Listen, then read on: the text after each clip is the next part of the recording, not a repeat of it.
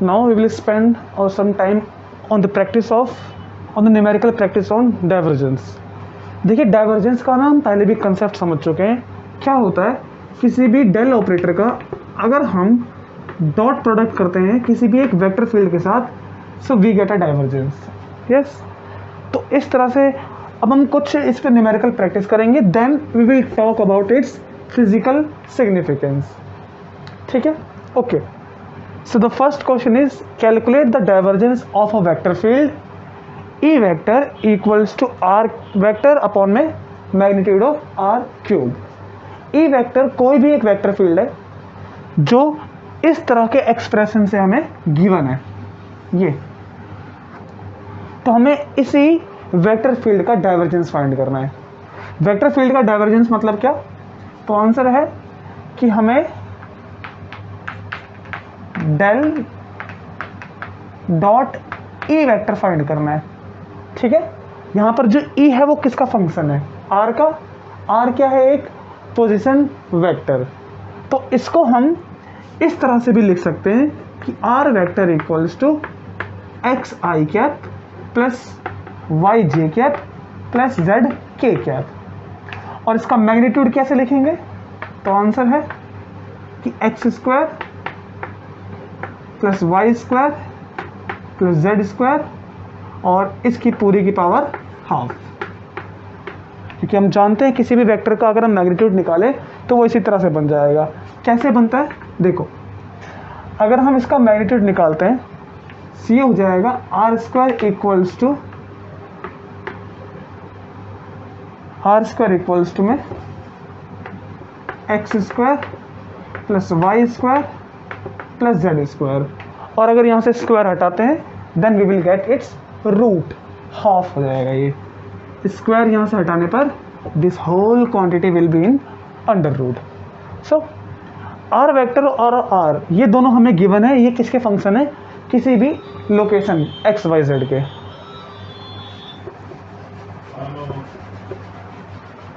तो देखिए अगर आर एक्स वाई जेड का फंक्शन है तो हमें इसी पर डील करना है. बेसिकली क्या है ये, तो आंसर है divergence of a vector field in 3D coordinates, या तो ऐसा भी बोल सकते हैं कि divergence of a 3D vector field. ये 3 डायमेंशन में दी है, तो हमें इसी के लिए इसको सॉल्व करना है. अगर ये 2 में हुई तो आप z को हटा सकते हो, क्योंकि अगर ये x y की हुई तो, या y को हटा के x z कर सकते हो, या x को हटा के y z. ये क्वेश्चन के अकॉर्डिंग आपको गिवन होगा. बट इस क्वेश्चन में हमें ऐसा क्वेश्चन ही गिवन है, तो हम इसका एक जनरल फॉर्मूला मान के करेंगे जिसमें हम 3 कोऑर्डिनेट को मान के इसका डाइवर्जेंस फाइंड करेंगे. So let's we start. तो पहले हम इसको प्रॉपर फॉर्म में लिख लेते हैं.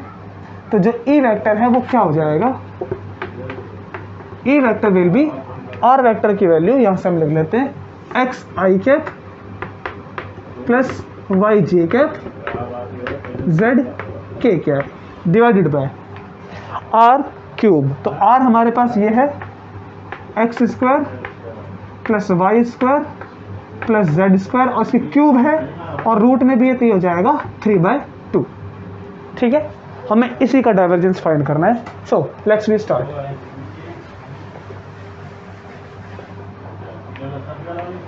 सो look at here, del operator क्या होता है, तो आंसर है del by del X of I cap. अब हम जानते हैं कि जब आई कैप के साथ मल्टीप्लाई करेंगे तो ये वाला पूरा फंक्शन हमें f1 मिल जाएगा, जो कि हम यहाँ पर लिखेंगे. तो क्या मिल जाएगा हमें, x अपॉन में X square plus Y square plus Z square की पावर 3/2. इसी तरह से y के लिए मिल जाएगा, क्योंकि लास्ट टाइम हम कर चुके हैं. ये कैसे होता है, okay let me just right कैसे करते हैं इसको. अगर हमारे पास कोई एक जनरल वेक्टर दे रखा है वेक्टर फील्ड, तो हम इसको कैसे लिखते हैं, इसके 3 कंपोनेंट होंगे. एफ वेक्टर को हम लिख सकते हैं f1 आई कैप, f2 जे कैप और f3 के कैप. इसका डाइवर्जेंस कैसे लिखते हैं हम, जब डॉट प्रोडक्ट करेंगे तो ये f1 ये f2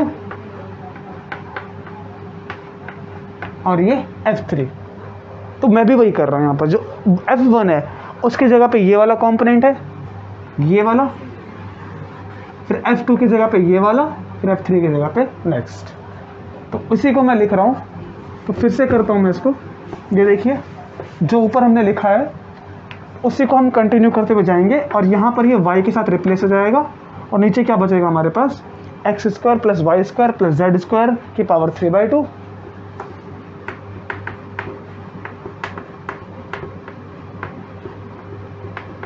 सिमिलरली z का भी आ जाएगा। z वाले में क्या होगा, del by del z of z X square plus Y square plus Z square की पावर 3/2। हम एक एक करके इनको फाइंड कर लेते हैं। First let's we find this. तो इसको फाइंड करेंगे, यहाँ पर हम इसका डेरिवेटिव करेंगे x के रेस्पेक्ट में। सो क्या मिलेगा हमें ये देखना है। यहाँ पर हम देख सकते हैं कि ये एक वेरिएबल दो वेरिएबल, तो इसमें कौन सा रूल लगा सकते हैं, क्वोशेंट, या इसमें हम प्रोडक्ट रूल भी लगा सकते हैं। सो लेट्स वी फाइंड, इसमें प्रोडक्ट रूल लगा लेते हैं। कैसे लगाएंगे, u मान लेंगे x को और v मान लेंगे हम 1/x² plus Y square plus Z square की पावर 3/2। तो प्रोडक्ट रूल क्या होता है, let me just write again. अगर हम किसी भी फुल वेक्टर का प्रोडक्ट रूल करते हैं तो वो क्या होता है, first as it is, second का डेरिवेटिव कर सकते हैं अगर ये x के रेस्पेक्ट में, तो फिर फर्स्ट का derivative, second as it is. ठीक है, ऑर्डर इसमें मैटर नहीं करता है क्योंकि ये प्रोडक्ट है, क्वोशेंट वाले में मैटर करता है। तो उसके लिए उससे ज़्यादा आसान हम इसको कर लेते हैं, ये ज़्यादा इजी है। तो इसी को अप्लाई करते हैं यहाँ पर, तो डायरेक्ट अप्लाई करते हैं। लेट्स वी सी। तो फर्स्ट फंक्शन हम u मान लेते हैं x को, तो इसको हम एज इट इज रखते हैं। ठीक, फिर हम v का डेरिवेटिव करते हैं। v कौन है इसमें, 1/x² plus Y square plus Z square की पावर 3/2। इसका डेरिवेटिव क्या होगा, तो यहाँ पर करके दिखाता हूँ मैं। तो d/x ये, और इसका डेरिवेटिव करेंगे तो 1/x², और जो पावर 3/2 है उसको ऊपर लिख लेते हैं, क्या हो जाएगा, x² plus Y square plus Z square की पावर -3/2। इसका डेरिवेटिव स्टार्ट करते हैं। तो क्या होगा, तो पहले पावर नीचे आएगी -3/2, ठीक है, फिर पूरा function same as it is, फिर पावर में -1 हो जाएगा, तो 3/2 में करेंगे तो ये कितना आ जाएगा, -5/2। देन अंदर जो फंक्शन है उनका डेरिवेटिव, x² का करेंगे तो दिस विल बी 2x, बाकी वाई स्क्वायर जेड स्क्वायर 0 हो जाएगा, वी नो 2 से 2 cancel, so we will get -3x upon में x² plus Y square plus Z square की पावर 5/2। तो क्या हो जाएगा, -3x, तो मल्टीप्लाई में, क्योंकि u और ये मल्टीप्लाई में होता है, u देन मल्टीप्लाई में हमारे पास आ जाएगा ये वाला फंक्शन, मतलब -3x अपॉन में x² plus Y square plus Z square की पावर 5/2। ठीक है, एक तो हमारे पास आ जाएगा ये, और जब x की मल्टीप्लाई कर लेंगे अंदर तो क्या बन जाएगा, ये x² -3x²। ठीक है, ओके, नेक्स्ट अब उसका करना है हमें डेरिवेटिव। तो इस वाले पार्ट का तो हमारे पास कंप्लीट हो गया, इस वाले पार्ट का करते हैं। तो फर्स्ट फंक्शन x है, उसका डेरिवेटिव करेंगे तो कितना आएगा, 1, देन मल्टीप्लाइड बाय v क्या है हमारे पास, ये वाला फंक्शन, इसको एज इट इज रख देते हैं, x² plus Y square plus में जेड स्क्वायर की पावर 3/2, ये आ जाएगा, और बीच में इनके प्लस का ऑपरेशन है तो इन दोनों को ऐड कर देते हैं। तो इनको ऐड करेंगे तो क्या आ जाएगा, लेट्स वी सी। फिर ब्रैकेट का कोई मतलब नहीं है रखने का, तो ब्रैकेट को हम हटा भी सकते हैं क्योंकि जब इसमें एडिशन का ऑपरेशन लगेगा तो। So plus 1/x² x square plus में वाई स्क्वायर प्लस में जेड स्क्वायर इनकी पावर 3/2। ठीक है, नाउ अब इसको हम सॉल्व कर लेते हैं। थोड़ा सा देखो कैसे करेंगे सॉल्व, ऊपर करते हैं सॉल्व।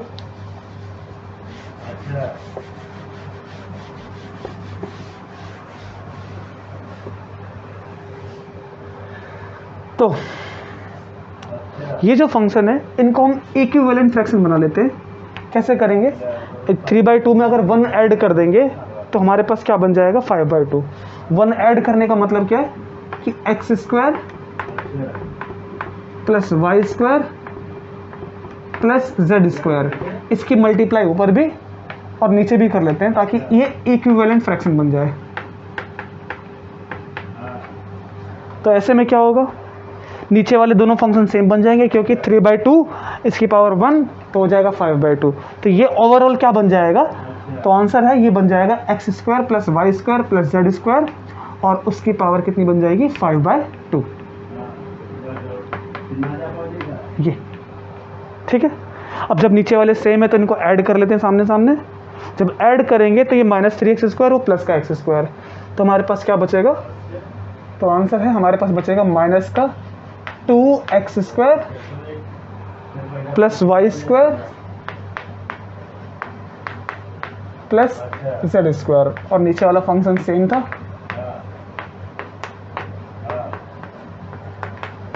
ठीक है, सिमिलरली इसी तरह से हम y का भी करेंगे, z का भी करेंगे, सबका कर लेते हैं एक बार।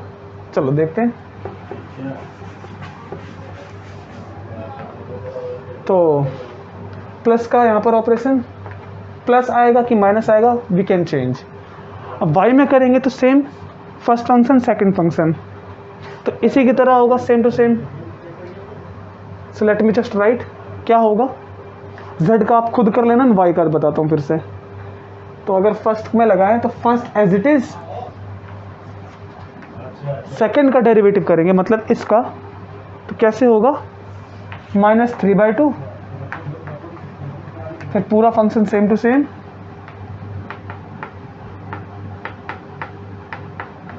पावर 1 माइनस हो जाएगी, फिर x² 0, y² का करेंगे 2y, 2 से 2 कैंसिल, तो हमारे पास क्या बचेगा उसको लिख लेते हैं। इस y की और इस y की मल्टीप्लाई करके y² लिख लेते हैं। तो -3y² x² plus y² plus z² की पावर 5/2 अपॉन में, तो लिखते हैं -3y² x² plus y² plus z² और इसकी पावर 5/2। नेक्स्ट इसको सॉल्व करते हैं। प्लस फर्स्ट फंक्शन का डेरिवेटिव, y का डेरिवेटिव y के रेस्पेक्ट में करेंगे क्योंकि y का डेरिवेटिव y के रेस्पेक्ट में 1, v हमारे पास जो एज इट इज हो जाएगा, तो इसको लिख सकते हैं 1/x² plus y² plus z² की पावर 3/2। फिर से सॉल्व करेंगे पावर 5/2 बनाने के लिए, तो x² plus y² plus z² को मल्टीप्लाई कर देंगे, ऊपर भी वही करेंगे। ये अब नीचे वाले अगर सेम है तो ऊपर दोनों को ऐड करेंगे, सब कुछ सेम आएगा, -3y², वो बन जाएगा -2y। तो यहाँ बन जाएगा x² -2y² प्लस में z² प्लस में z² और उसकी नीचे वाला आ जाएगा y² प्लस में z² की पावर 5/2। सिमिलरली जब z का करेंगे तो x² plus y² minus 2z², क्योंकि माइनस का पहले यहाँ पर 2x² के रिस्पेक्ट में किया था, x के रिस्पेक्ट में, तो -2x², y के रिस्पेक्ट में किया तो ये, देन z के रिस्पेक्ट में करेंगे तो श्योरली यही आना चाहिए।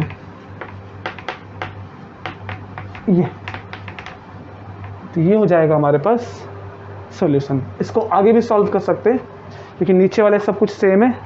तो -2x² x², तो बचेगा माइनस का x², फिर माइनस का x² प्लस का x² y² और y² 2y² minus 2y² 0, z² plus z² minus 2z² 0। तो हमारे पास जो डाइवर्जेंस ए का रहना चाहिए वो कितना होना चाहिए, 0। तो जो भी वेक्टर फील्ड है ये जो वेक्टर फील्ड है हमारे पास, इसका डाइवर्जेंस कितना आएगा, तो आंसर है 0। It means it is divergence free, और you can say it is solenoidal vector, solenoidal. ठीक है, तो ये हमारे पास डाइवर्जेंस निकल के आया इसका। तो किसी भी वेक्टर फील्ड का अगर आपको डाइवर्जेंस निकालना हो तो हम इसको इजी स्टेप टू स्टेप करेंगे, we can find. Okay, now let's we work on next question. So question is determine the divergence of the following vector fields. तो हमारे पास ये दो वेक्टर फील्ड दे रखी हैं, हमें इनका डाइवर्जेंस निकालना है। ठीक है, तो पहले हम स्टार्ट करते हैं फर्स्ट वाले से। तो फर्स्ट वाले को लेट कर लेते हैं। Let this is a vector field A vector which is given as X square minus Y square I cap plus Y square minus Z square J cap plus Z square minus X square के cap. So हम कैसे करेंगे divergence? So we know divergence of a vector field is nothing but del by del x of its first component, that is this। जब हम इसका dot product करेंगे तो ये प्लस y के रिस्पेक्ट में सेकेंड वाला component, that is Y square minus Z square, and third one is Z square minus X square. So now this is easy, we can find its derivative. x के respect में करेंगे y 0 और x का हो जाएगा 2x, plus y के respect में करेंगे तो y का हो जाएगा 2y और z वाला 0। नेक्स्ट z के रिस्पेक्ट में करेंगे, so this will be z square and x 0, 2z square, I mean 2z, या। So this is your divergence of a given vector field. इसको लेट करके किया था हमने a वेक्टर, सो ये आपके पास उसका डाइवर्जेंस है। हमने पहले भी डिस्कस किया था जो पिछली वीडियो थी उसमें कि जो डाइवर्जेंस होता है उसकी क्या मीनिंग होती है, डाइवर्जेंस 2 की क्या मीनिंग थी, डिस्कस किया था हमने कि हर एक पॉइंट पर जब हम आगे की तरफ इंक्रीज होते जाएंगे, बढ़ते जाएंगे, तो जो रेट ऑफ चेंज है किसी भी वेक्टर फील्ड का, अगर डाइवर्जेंस 2 है तो वो वेक्टर फील्ड 2 के रेट से बढ़ती जा रही है, डाइवर्ज होती जा रही है ना। ये डिस्कस किया था हमने कि पहले इतनी, तो फिर से 2 गुना और बढ़ जाएगी, फिर 2 गुना और बढ़ जाएगी, फिर 2 गुना और बढ़ जाएगी।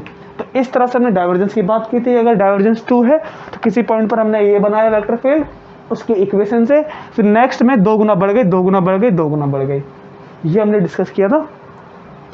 तो ये शो करता है डाइवर्जेंस, और ये इसका फर्स्ट का आंसर। नाउ नेक्स्ट सेकंड पे चलते हैं।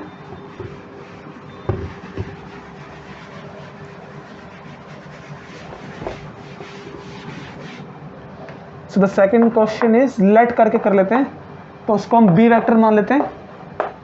वो क्या है हमारे पास, y square z i cap plus x y cube j cap minus Z square के cap. So divergence of vector field B, sorry, so this will be del by del x of its first component plus del by del y of its second component minus of its third component। so क्या होगा इसका answer? so let's we see, यहाँ पर कोई भी x component नहीं है तो ये पूरा कांस्टेंट, कांस्टेंट का डेरिवेटिव 0। y के रिस्पेक्ट में करेंगे, x will be constant, y का हो जाएगा 3y स्क्वायर। नेक्स्ट z का करेंगे तो minus 2z square. So this is your final answer which is your divergence of this vector field. Okay,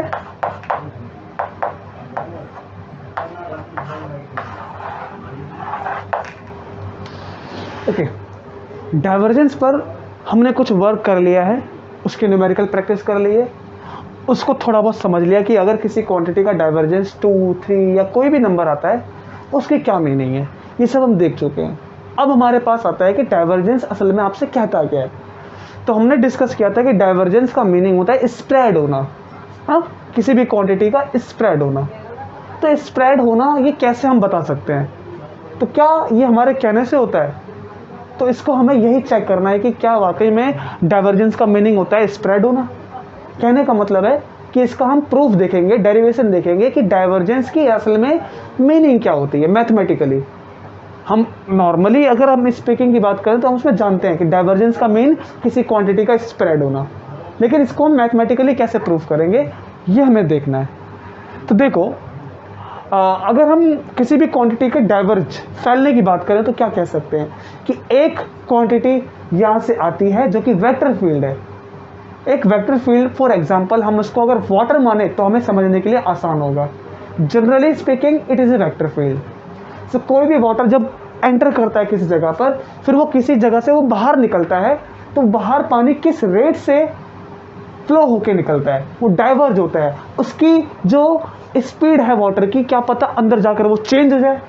अगर वो स्पीड चेंज हो जाए, यहाँ से कुछ स्पीड से आती है, यहाँ पर कुछ स्पीड है, तो उसकी स्पीड में चेंज आने की वजह से वो डाइवर्ज हो सकता है, फैल सकता है वाटर आगे से जब निकलेगा। जैसे कोई क्वांटिटी यहाँ से कुछ अमाउंट में आती है, फिर जब वो एक पॉइंट से बाहर निकलती है तो वो ऐसे निकलती है। ठीक है, ये कैसे हो सकता है पॉसिबल? जब उसका डाइवर्जेंस या वाटर की स्पीड ज़्यादा हो। स्पीड ज़्यादा होगी तो वो काफ़ी उसका रेट ऑफ चेंज अगर ज़्यादा होगा तो काफ़ी फास्ट वो एक पॉइंट से बाहर की तरफ निकलेगा, वो लीव करेगा किसी पॉइंट को। तो इसी बात को हमें समझना है। देखिए, क्या हमें समझना है कि अगर हम यही सपोज कर ले कि एक कमरा है, एक रूम के अंदर ये क्यूबॉइडल क्या बना है, एक रूम। ठीक, तो ये रूम का हमने कंसीडर किया कि अगर इसमें कोई भी वेक्टर फील्ड एंटर करती है, for example it is a water, कोई भी वेक्टर फील्ड एंटर करेगी तो पूरी की पूरी सरफेस से वो वेक्टर फील्ड कनेक्ट होगी, लिंक होगी। ठीक है, बट फॉर एग्जांपल अभी के लिए मान लेते हैं कि अगर एक पॉइंट से आए, क्यों एक पॉइंट से? तो आंसर है कि जब हम किसी एक पॉइंट पे वर्क करते हैं तो उसके लिए हमें कैलकुलेशन करना आसान होता है। फिर टोटल सरफेस के निकालने के लिए हम टोटल सरफेस में सरफेस इंटीग्रल कर सकते हैं, या तो हम इसमें इसकी सरफेस का मल्टीप्लाई कर सकते हैं। सरफेस क्या है इसकी? तो यहाँ से लेकर यहाँ तक जो डिस्टेंस है, let's be suppose it is dx and this is your dz and this is your dy। ठीक है, ये तीन सरफेस dx dy dz। अब अगर कोई भी वेक्टर फील्ड, कोई भी वाटर अगर एक पॉइंट से एंटर करता है तो वो सरफेस कौन सी है? ये वाली सरफेस। इस सरफेस का नाम क्या मान लेते हैं हम? लेट्स बी से सरफेस नंबर 1। ठीक है, तो यहाँ पर वाटर एंटर करता है, कोई भी वेक्टर यहाँ से एंटर करता है। ठीक, अब वो वेक्टर जब एंटर करेगा तो हो सकता है कि वो केवल x की डायरेक्शन में जा रहा हो, या हो सकता है कि वो x y दोनों में जा रहा हो, या y में जा रहा हो। बहुत सारी पॉसिबिलिटीज़ हैं। तो अभी जो हम करेंगे उन सब पॉसिबिलिटीज़ को इकट्ठा करके करेंगे। कहने का मतलब कि अगर आपका फ्यूचर में y में जाए तो y में सॉल्व कर लो, x में जाए तो x में सॉल्व कर लो, z में जाए तो z में सॉल्व कर लो, या दो में आए या तीनों में आए तो सब में सॉल्व कर सको। ऐसे करेंगे हम सोचकर। तो मान लेते हैं कि अगर वेक्टर फील्ड यहाँ से एंटर करती है, कोई भी वाटर एंटर करता है, तो उसका एक पार्टिकल वो इधर मूव करता है, उसके पास कुछ वेलोसिटी है, लेट्स बी से it is your vector field f। तो अगर वो x की तरफ जाएगा तो उसका डाइवर्जेंस x में कितना, y में कितना और z में कितना। ठीक है, हम ऐसे करके पहले a के लिए निकाल लेंगे, x में, y में, z में, फिर पूरी सरफेस का निकाल लेंगे। फिर जब यही वाटर, अगर मैं यहाँ पर एक पंप लगा देता हूँ, तो मैंने पंप से क्या किया, जो वाटर आ रहा है उसको मैंने पंप से उसकी स्पीड बढ़ा दी। मैंने कुछ ऐसा किया कि उसकी स्पीड में चेंज आ गया, या वो वेक्टर में कोई भी वेक्टर फील्ड उसमें कुछ चेंज आ गया। फिर वो जब इस सरफेस से वो बाहर की तरफ निकलेगा तो वो एक डिफरेंट वेक्टर फील्ड लेके निकलेगा। कहने का मतलब क्या है कि रहेगी तो क्वांटिटी सेम, लेकिन वो इस बार कुछ डिफरेंट मैग्नीट्यूड के साथ निकलेगा, कुछ ना कुछ इसका डाइवर्जेंस होगा। वो यहाँ से फैलता हुआ बाहर निकलेगा। किस सरफेस से? सरफेस 2 से वो फैलता हुआ बाहर निकलेगा। तो हमें इसी पे वर्क करना है। जब वो फैलता हुआ बाहर निकलेगा तो एक्स कॉम्पोनेंट, वाई कॉम्पोनेंट और जेड कॉम्पोनेंट, हम इसी पे बात करेंगे जब वो बाहर निकलेगा। अभी एक पॉइंट के लिए क्यों कर रहे हैं, क्योंकि ये कन्वीनियंट, आसान है। पूरी सरफेस के लिए हम उसको इंटीग्रेट कर सकते हैं, ठीक है। So first let's we write in words. Word में क्या लिखें, तो आंसर है कि vector field F entering surface, entering surface S1, ठीक है। हम जो इसमें कंसिडर करेंगे ओनली इन x डायरेक्शन, तो वो हमारे लिए कन्वीनियंट होगा। फिर हम y में कर लेंगे, फिर z में कर लेंगे।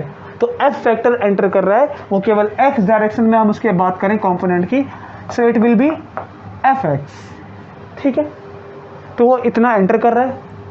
अच्छा, साथ ही साथ जब वो एंटर करेगा तो वो किस सरफेस से एंटर कर रहा है, क्यों, क्योंकि अब हम इसी कंपोनेंट को x के डायरेक्शन में मान लेते कि बहुत सारे, पूरा का पूरा पानी आ रहा है। अभी हमने एक पानी के मॉलिक्यूल को माना था, एक पॉइंट से माना था, अब हम पूरे पानी को इस सरफेस से लिंक कर लेते हैं। तो टोटल कितना वाटर है, जितना इस सरफेस में एरिया है, तो कितना है वो एरिया, dy dz, ये ठीक है। अच्छा, लीव भी करता है सरफेस को, तो जब f लीव करेगा, लीविंग दिस सरफेस, किस सरफेस को लीव कर रहा है, तो आंसर है सरफेस नंबर 2 को, ठीक। लीव करेगा तो उसका कंपोनेंट कुछ इस बार डिफरेंट होगा। जो f वेक्टर है x में, अब वो कुछ इसकी स्पीड ज़्यादा हो गई या कुछ भी हो गया, तो वो चेंज हो जाएगा। वो कितना हो जाएगा, देखो वो f डैश x निकलेगा। फिर किस सरफेस से निकल रहा है वो, dy dz की सरफेस से, क्योंकि सरफेस तो नहीं बदलेगी, ऑब्वियस है। तो इस सरफेस से पूरा का पूरा पानी बाहर निकल रहा है। ओके, नाउ अब हमें एक एक करके पता करना है कि देखिए जो ये चेंज आया है ये कितना है। एंटर करता है इससे, चेंज आया इतना, ये टोटल है कितना, इसी के बारे में बात कर लेते हैं। देखिए फिर से एंटर करता है इससे, बाहर निकलता है इतने से, ठीक। तो ये है कितना, इसको डिस्कस करते हैं।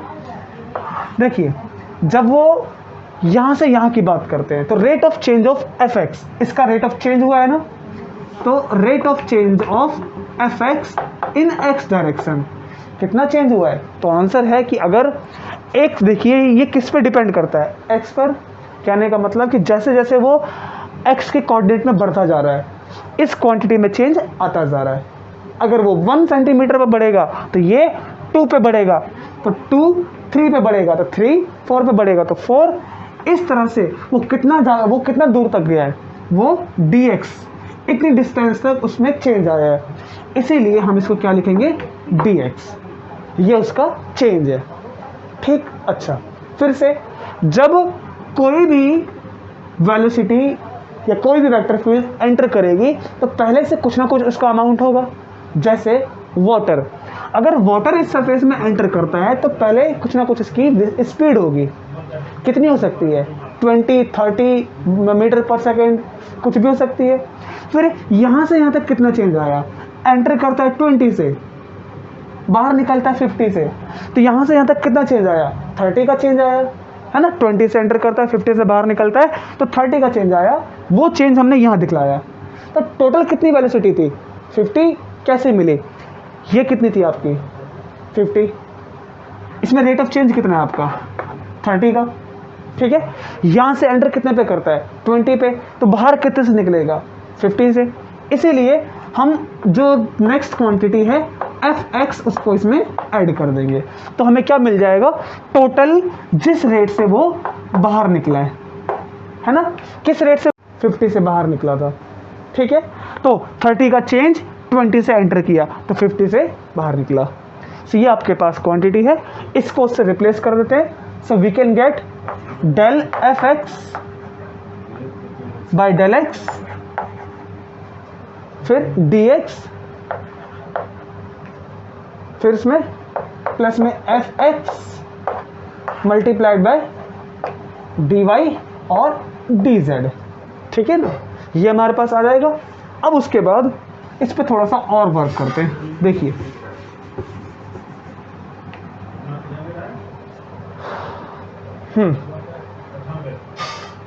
यहाँ पर करते थोड़ा सा, देखिए ये तो आ गया हमारे पास। और डाइवर्जेंस मीनिंग क्या है कि नेट फ्लो ऑफ चार्ज या नेट फ्लो का मतलब क्या है कि यहाँ से कितना एंटर करता है और कितना बाहर निकलता है, यही तो होता है नेट फ्लो। तो नेट फ्लो का मतलब क्या है? नेट फ्लो का मतलब है कि आउट कितना निकला और एंटर कितना किया। इसका मतलब कि यहां से यहां तक कितना चेंज आया है, इसी पे डिस्कस करना है। ठीक है, तो कैसे निकालेंगे इसको? तो नेट फ्लो कितना है हमारे पास, तो हम कह सकते हैं कि आउट कितना लीव करता है और कितना एंटर करता है। तो लीव कितना करता है? लीव करता है इतना। इसको हम लिख सकते हैं मल्टीप्लाई करके, तो ये क्या आ जाएगा, यहाँ पर लिखते हैं del F x by del x d x D Y D z, D x D Y और d z plus F x D Y D z, F x D Y D z minus enter कितना करता है? तो enter करता है ये F x D Y और d z. ठीक है, तो क्या होगा, ये पार्ट तो कैंसिल, तो कितना बचा नेट फ्लो? ये रहा हमारे पास। जब मैंने नेट फ्लो बोला था आपको कि इतने एरिया में कितना चेंज आया है या इतने वॉल्यूम में कितना चेंज आया है, तो आपको पहले भी आइडिया लग गया होगा। ठीक है, कि वो चेंज तो हम पहले भी निकाल चुके थे डी एक्स, लेकिन ये चेंज किस में निकलता है? ये चेंज आप देख सकते हो through volume, through complete volume, कि एक कंप्लीट वॉल्यूम में इतना चेंज आया है। और नेट फ्लो ऐसे ही निकालते हैं, किसी भी वॉल्यूम से उसका नेट फ्लो कितना है, क्योंकि ये एक वेक्टर फील्ड है और वेक्टर फील्ड में हमारे पास तीनों चीज़ हो सकती हैं, एक्स भी, वाई भी, जेड भी। तो हम वॉल्यूम में टोटल चेंज पता करते हैं, और अगर ये चेंज मानो कि जेड में इसका कॉम्पोनेंट नहीं है तो एरिया में आ जाएगा, वाई जेड में नहीं है तो एक लाइन में आ जाएगा। तो ये हमारे पास जो चेंज है वो किस में है? एक वॉल्यूम के अंदर। क्यों? क्योंकि हम इसको 3 कोऑर्डिनेट मान के चल रहे हैं, 3 डायमेंशन में। ठीक है ना, तो ये आया इसका नेट फ्लो। अब अगर ये नेट फ्लो है तो थोड़ा सा और डिस्कस करते हैं इसके बारे में। देखिए क्या,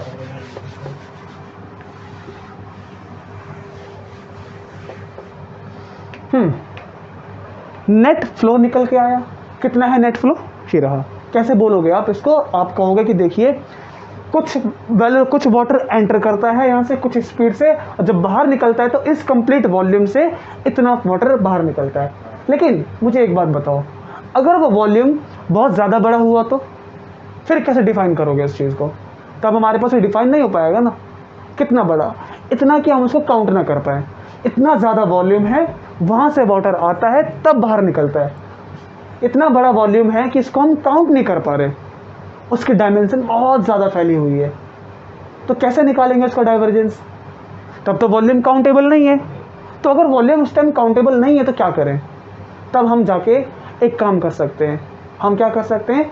हम निकाल सकते हैं पर यूनिट वॉल्यूम, है ना। एक वॉल्यूम में हम चेंज निकाल सकते हैं। तो हमें चाहिए, हमारे पास मान लो ये पूरा का पूरा वॉल्यूम है। अब ये वॉल्यूम मान लो कि हमारे लिए बहुत ज़्यादा बड़ा है, जिसको हम काउंट नहीं कर सकते हैं। तो कैसे निकालेंगे हम कि हमारे पास यहाँ से लेकर यहाँ तक के वॉल्यूम में कितना रेट ऑफ चेंज आया है, कितनी क्वांटिटी डाइवर्ज हुई है, कि कैसे निकालोगे? वाटर अंदर आया, वाटर बाहर जाता है, इतने वॉल्यूम में कैसे गया? तो आप तो टोटल वॉल्यूम के लिए जानते हो, तो इतने वॉल्यूम के लिए कैसे निकालोगे आप? क्यों? टोटल वॉल्यूम के लिए आपने ये निकाला, टोटल वॉल्यूम के लिए आप निकाल सकते हो, लेकिन इतने वॉल्यूम के लिए कैसे निकालोगे? प्रॉब्लम आएगी। तो हमें आसान कर लेना चाहिए इसको। हम निकालेंगे net flow per unit volume. हम एक यूनिट वॉल्यूम के लिए निकालेंगे, फिर इसका वॉल्यूम हमें पता होगा कि सिंपली 1 यूनिट वॉल्यूम निकला है तो टोटल वॉल्यूम को मल्टीप्लाई कर देंगे, जितना हमारे पास ये है तो इसमें से कितना फ्लो है वो हमें पता लग जाएगा। तो हम ये करते हैं। अब ये देखो एक चीज़ को, हमने जो ये नेट फ्लो निकाला है ये किस डायरेक्शन में है? तो answer it is in your x direction. But what if I ask you about कि ये वाई में भी जा रहा है, जेड में भी जा रहा है, तो कैसे करेंगे? अगर ये वाई में भी आया जेड में भी आया तो कैसे निकालेंगे इसको, इसको भी कर सकते हैं। सिमिलर प्रोसेस होगी, हम जो एफ एक्स था हमारे पास एंटर करते वक्त वो एफ वाई हो जाएगा। एफ वाई में हमारे पास ये वाला कॉम्पोनेंट रहेगा, क्वांटिटी यहाँ से भी फैल रही है ऊपर से, तो सरफेस कौन सी आ गई, एक्स की और जेड की, डी एक्स डी जेड आ जाएगा। फिर लीव करेगा तो कितना, एंटर करता है कुछ, लीव करता है तो हम उसको क्या लिख सकते हैं, F dash Y D x D Z. फिर एफ डैश वाई की वैल्यू वैसे ही निकालेंगे जैसे हमने इसको निकाला था। तो इसको कैसे निकाला था हमने कि यहाँ से यहाँ तक क्वांटिटी में कितना चेंज आया, है ना।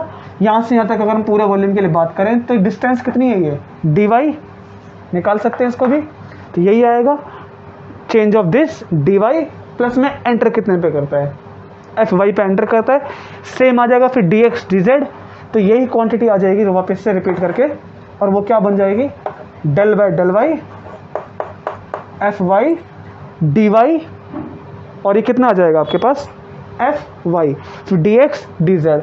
फिर नेट फ्लो करेंगे तो हमारे पास जैसे ये माइनस हुआ वैसे ही जो F Y D x D z होगा, F Y D x D z वो माइनस हो जाएगा।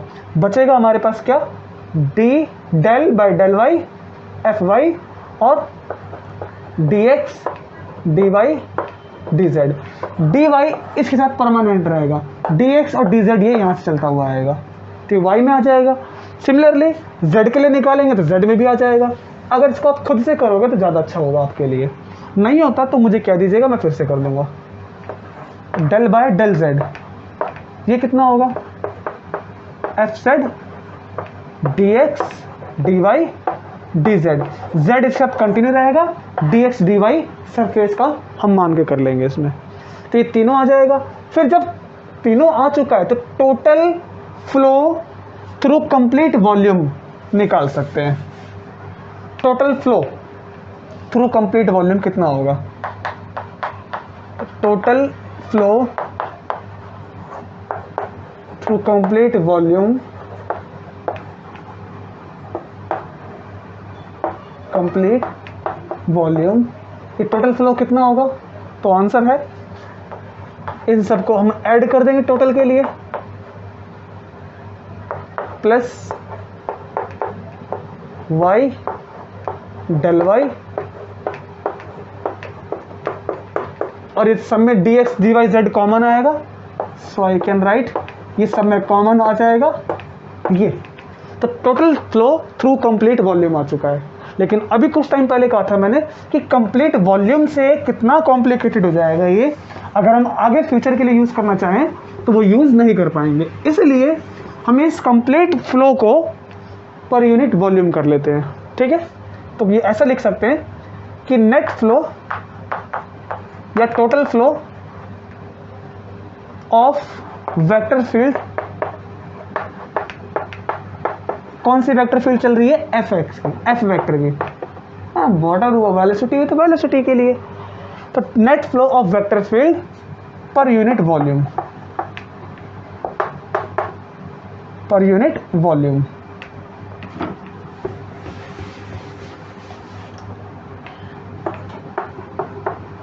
तो पर यूनिट वॉल्यूम कितना आएगा इसमें, तो बहुत आसान है कि पहले तो हम इसको बस पर यूनिट वॉल्यूम कर देंगे, हमारे पास आंसर आ जाएगा।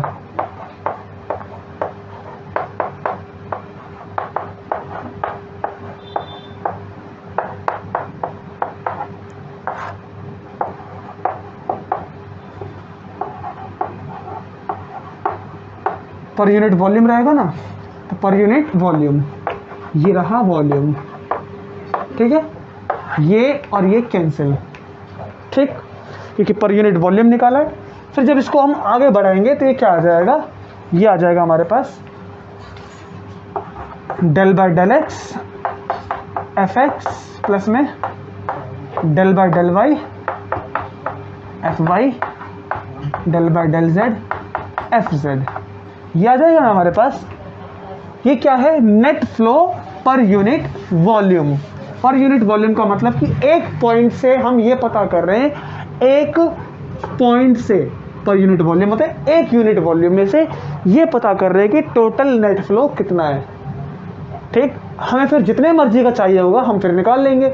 जैसे हम छोटी क्लास में करते हैं ना कि अगर हमारे पास 1 आवर में फॉर एग्जांपल 3600 सेकंड होते हैं, तो हम क्या करते हैं, अगर हम पता करना चाहें कि 20 सेकंड में कितने आवर होंगे तो क्या करते हैं, पहले इसको 1 बनाते हैं ना, इसको पहले 1 बनाते हैं, इसके 1 बनने के बाद अगर ये 1 बन गया तो फिर 1 इतना आसान नंबर है कि जितना चाहिए आपको 1 से मल्टीप्लाई करो तो आपको उतना ही मिल जाता है, जितने सेकंड में चाहते हो आप। इसी तरह से हम यहाँ पर भी कर रहे हैं कि हमारे पास अगर हम एक यूनिट वॉल्यूम के लिए net flow of vector field निकाल लें तो हमें जितनी भी वॉल्यूम के लिए चाहिए फ्लो वो हम पता कर सकते हैं, है ना, सिंपल इसका वॉल्यूम से मल्टीप्लाई करके।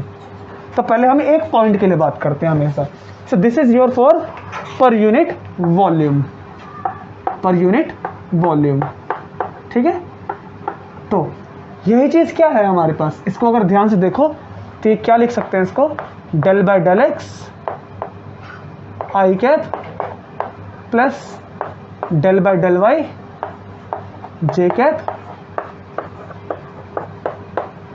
के cap dot product with F x i F y J cap और एफ जेड के कैप। ये लिख सकते हैं ना इस चीज़ को एफ एक्स आई, क्योंकि इसमें वही मल्टीप्लाई करेंगे तो ऐसा ही आ जाएगा आंसर। और यही चीज़ क्या है, तो आंसर है, इसी को हम क्या कहते हैं, डाइवर्जेंस ऑफ दिस। इसको लिख सकते हैं ना ऐसा। तो इसीलिए मैंने कहा था कि देखिए अगर ये क्वांटिटी को हम ऐसा लिख सकते हैं तो इसी को क्या कहते हैं हम, इसी को कह सकते हैं हम net flow of vector field पर यूनिट वॉल्यूम की कितनी क्वांटिटी डाइवर्ज हो रही है, कितनी क्वांटिटी एक यूनिट वॉल्यूम से फैल रही है। अगर वो नहीं फैल रही है तो एक कंप्लीट कितना हो जाएगा, 0 सोलेनॉइडल। अगर फैल रही है तो इसी को बोलेंगे फैलना, दैट इज कि ये डाइवर्ज कर रही है। तो इसीलिए डाइवर्जेंस का हम क्या मीनिंग पढ़ रहे थे शुरू से कि क्वांटिटी कितना स्प्रेड हो रही है। अब हमने और जान लिया, क्या जान लिया इसकी फिजिकल सिग्निफिकेंस से, कि एक यूनिट वॉल्यूम में से कितनी क्वांटिटी डाइवर्ज हो रही है, कितनी क्वांटिटी फैल रही है। जैसे हमारे पास एक वेक्टर है, ये वेक्टर फील्ड, ठीक है ना, हमने क्या किया कि इसके लिए एक यूनिट वॉल्यूम कंसीडर किया, यहाँ पर इतने एरिया में मार्क किया और हम नोट करेंगे कि इतने एरिया में ये छोटी सी क्वांटिटी एंटर करती है और ये लार्ज क्वांटिटी आउट जाती है। ठीक, जैसे इतने एरिया को हमने मार्क कर लिया, इसमें देखेंगे हम कि इतनी क्वांटिटीज में एंटर करती है और इतनी बड़ी क्वांटिटीज से बाहर निकलती है। ओके, तो हमने इतनी क्वांटिटी को मार्क किया और क्या समझ गए कि इतनी क्वांटिटी इसमें एंटर करती है इतने मैग्नीट्यूड वाली और निकलती है तो ज़्यादा मैग्नीट्यूड होता है, ठीक है ना। जैसे हम कहते हैं ना कि divergence of magnetic field is 0, हमने पहले देखा था कि इसमें कोई सोर्स या सिंक नहीं होता है। और इसमें हम ये भी देख सकते हैं कि जो मैग्नेटिक फील्ड होता है उसका जो वेक्टर हम इस तरह से बनाते हैं, ये इतनी क्वांटिटी को मार्क कर लो, ठीक है, यूनिट वॉल्यूम। जितनी क्वांटिटी एंटर करती है उतनी ही बाहर निकलती है, क्योंकि इसके मैग्नीट्यूड में चेंज नहीं आता है ना। हम जानते हैं कि जो मैग्नेटिक फील्ड में एक पार्टिकल मूव करता हुआ एंटर करता है तो वो उसी कांस्टेंट रफ्तार से रोटेट करता है। रफ्तार कांस्टेंट क्यों, क्योंकि इसका जो मैग्नीट्यूड होता है वो सेम होता है एक पॉइंट पर, है ना।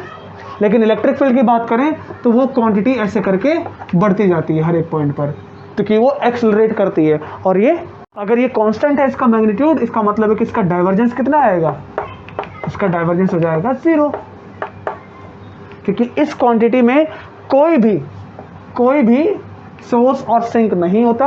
और ये भी कह सकते हैं कि पर यूनिट वॉल्यूम, इतने वॉल्यूम में से इसमें कोई भी एक्स्ट्रा मैग्नीट्यूड में इंक्रीज नहीं आया है, जितनी एंटर की थी उतनी ही बाहर निकलती है। लेकिन अगर छोटी सी एंटर करती है और बड़े अमाउंट में बाहर निकलती है, it means the quantity is diverging, है ना। तो it is your about divergence.